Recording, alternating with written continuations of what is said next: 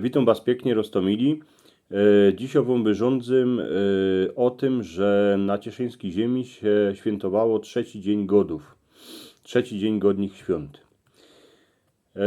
Jak macie radzi to moi rządzeni, to pyty subskrybujcie mój kanał, dajcie mi palec do wyrchu, będę rod. A dzięka piękne. Tuż na 27 grudnia hańdowni na cieszyńskiej ziemi się prawiło, że to jest trzeci dzień godów, albo trzeci dzień godnych świąt. W ten dzień Kościół wspominał Jana Apostoła, co napisał Ewangelię. Świętować a balandrować ludzie dycki mieli radzi, tuż z tego hańdowni nasi praojcowie se zrobili gody o jeden dzień dłuższy. W ten dzień się radowali wszyscy ci, co byli na służbie, bo mogli po tym, co robili nagody u gazdów, iść spadki do swoich chałup. Gazdowie ich puszczali. Na trzeci dzień godów, o którym już mało kto wie, zaczły się rozchodne dni. Czas, w którym służba się łączyła ze swoimi gazdami, a szła do swoich chałup. Na odchodne parobki, dziewki, a cało czeloć, co służyła na gospodarce, dostawała pecynek chleba, wędzony boczek albo szpyrkę, wajca, bańkę mleka, a kapkę syra. Grejcary za służbę dostawali dzień rychli, tuż z próżnymi rękami nie szli ku chałupie, choć robota u gazdów nie była lahko, a na ponikierych packach były pręskierze.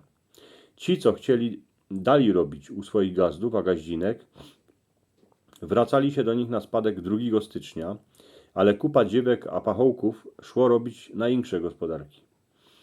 No bo chcieli wypróbować, jako będzie u inszych gospodarzy, ale potem se przymli, że wszędzie chlebiczek ma 2 skórki.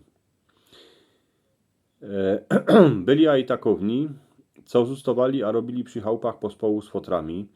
Tuż przez porę dni wielcy gazdowie musieli wszystko sami robić na swoich gospodarkach.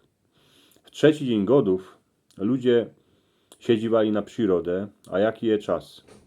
Podle tego planetowało się, jaki będzie jor. Baj jak było kupa śniega, to już w kwietniu trowa by miała być zielono. A ja nie wiem, ze 2 roki temu,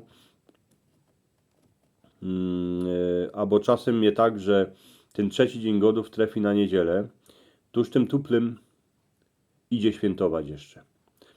Kajkiery jeszcze na trzeci dzień godów mo ciastka, sało albo szynkę. Tuż było tak, że ludzie dojodali to, co zbyło po godnych świętach, co by tego nie wyciepać.